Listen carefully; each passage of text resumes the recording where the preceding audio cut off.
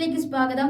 കേരള സംസ്ഥാന വിദ്യാഭ്യാസ വകുപ്പിന്റെ നേതൃത്വത്തിൽ കുട്ടികളുടെ വായനയും എഴുത്തും പരിപോഷിപ്പിക്കുന്നതിന്റെ ഭാഗമായി എഴുത്തുകൂട്ടം വായനക്കൂട്ടം എന്ന ശില്പശാല കടക്കൽ ഗവൺമെന്റ് യു പി സ്കൂളിൽ വെച്ച് നടന്നു. ചടയമംഗലം AEO ജ്യോതി TG പരിപാടിയുടെ ഉദ്ഘാടനം നിർവഹിച്ചു. Block programme coordinator R. Rajesh ആശംസകൾ അറിയിച്ചു.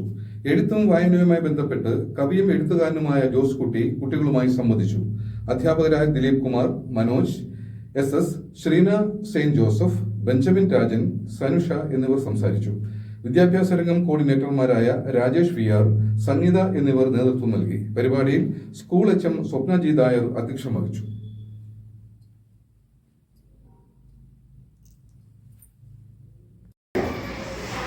അധ്യാപകർ നമ്മളോട് പറഞ്ഞു തരുന്നത് അനുസരണയോടെ കേട്ടും നമുക്ക് വേണ്ടിയാണെന്നുള്ള ബോധത്തോടുകൂടി നമ്മൾ തോറ്റുകൊടുക്കുകയാണ്.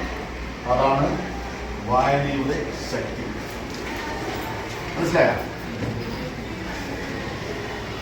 നമ്മളെല്ലാം ധാരാളം കഴിവുകൾ വെറുതെ ഒരാളും ഈ ഭൂമിയിൽ ജനിച്ചിട്ടുണ്ടാകില്ല.